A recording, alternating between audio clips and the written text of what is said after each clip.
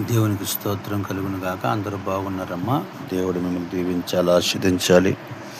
ఉదయకాలం దేవుని వాక్యాన్ని ధ్యానం చేసుకుందాం. అపోస్తల కార్యం 2వ అధ్యాయం 1వ వచనంలో, అప్పుడు వేగముగా వీచు బలమైన వంటి అని రాయబడింది. వేగముగా వీచే గాలి. ప్రియమైన దేవుని బిడ్డలారా, ప్రభు ఆ వేగముగా గాలిని కలగజేశాడు. ఈ రోజున మనకి ఏది కావాలో, ఏది అవసరమో ప్రభు అది కలగజేస్తాడు. అసాధ్యమే కదా గాలిని రప్పించడం, ప్రభు సాధ్యపరుస్తాడని రాయబడి.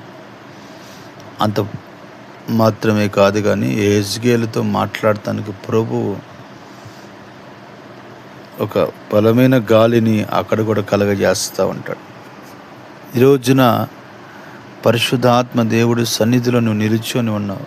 నీ కుటుంబంలో ఎటువంటి సమస్యలున్నా ప్రభు తీసివేస్తాడు. బలమైన వంటి వీధురు గాలి వచ్చినట్లుగా దేవుని ఆశీర్వాదాలు, దేవుని స్వస్థత నీ మీదకి అలా వచ్చింది. అంత మాత్రమే కాదు కానీ బైబిల్లో రాసి ఉండేది, ఆయన మేఘములనంట గాలి రెక్కలుగా వాడుకున్నాడంట.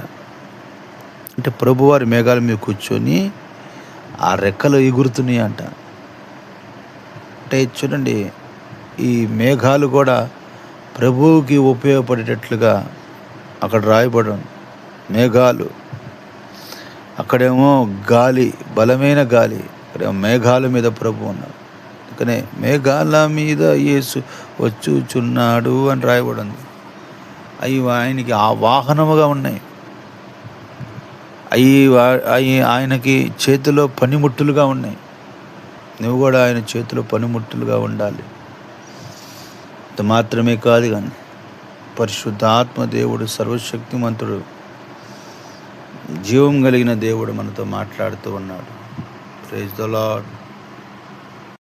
యోహాను సువార్తలో కూడా ప్రభు అంటాడు, గాలి తనకిష్టమైన చోటుకు విసురును, నీవు దాన్ని శబ్దము విందువే కానీ అది ఎక్కడి నుంచి వచ్చునో ఎక్కడికి పోవునో అది ఎవరికి తెలియదు.